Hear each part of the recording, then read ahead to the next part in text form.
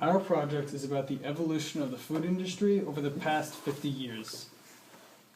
Over the past 50 years, there has been a drastic increase in the overall world population, growing at a rate of about 1 billion people for every 10 years, starting from about the 1960s.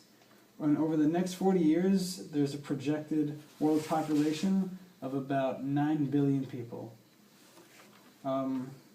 And because of this, there's been a direct correlation with the demand for food in order to feed all those new people. 50 years ago, there were more local farmers and less mouths to feed. Today is the exact opposite. Today there are more mouths to feed and less farmers to feed them.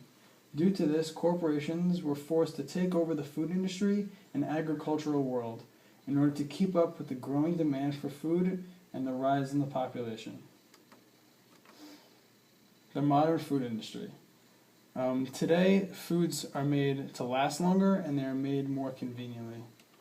In an attempt to make the food industry more economically efficient, corporations are supporting scientists in creating new ways to improve the way that we eat. Over the past few years, scientists have changed the ingredients in some of our everyday foods in order to make them expire slower so they could last longer in our homes.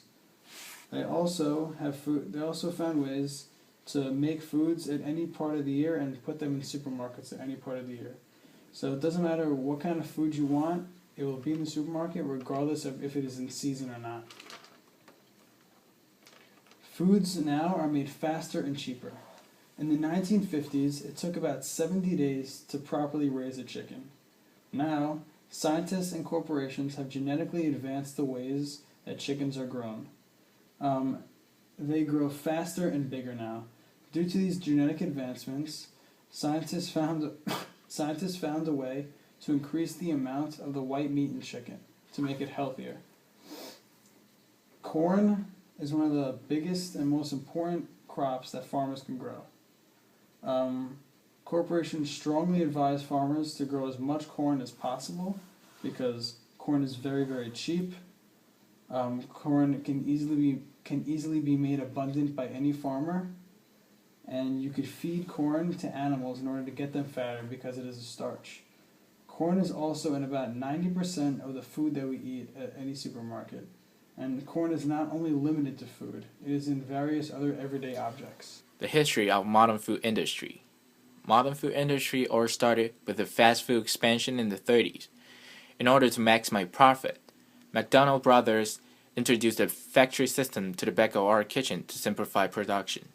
Until cooperation became large enough to affect the production of food supply, the modern food industry has come into shape. In 1970s, top 5 meat packer only took up 25% of the market. Today, the top 4 controls more than 80%. Because we had never had cooperation that was so big and so effective, there are also some consequences caused by the irresponsible behavior of those corporations. First, food contamination. In order to keep up with the national-wide supply, those corporations genetically modify their products in order for them to grow faster and bigger. Take chicken, for example.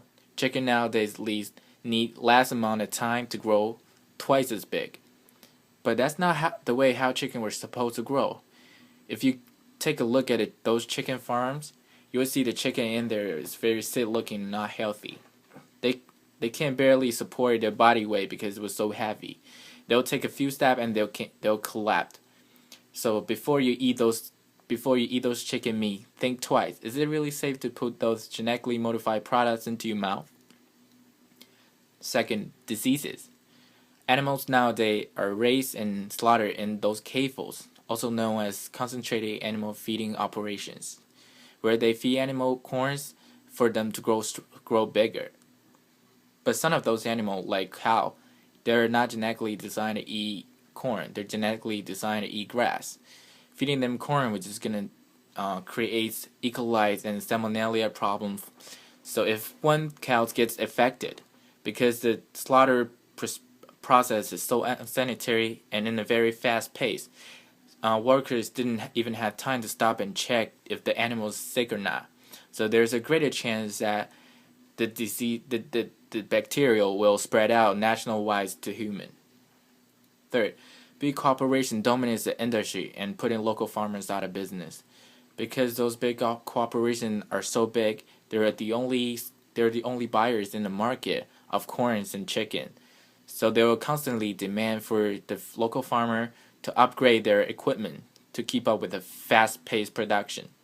If the local farmer disagree with don't do what they said, the big corporation will just terminate their contract and putting them out of business. Faster production also comes with more waste. In order to transport corn from where they were grown to the CAFO to feed the animals, there's a lot of transportation costs, gas, and stuff. The burning of gas also causing CO2, which is greenhouse gases that can do danger to the environment. So the faster we produce, the more waste that we create. Last but not least, it's not healthy. It took average 7 hours of walk to fully consume energy from a Big Mac meal. So if a person doesn't have enough of exercise per day and eat fast food on a daily basis, it's more than likely he's going to be obese.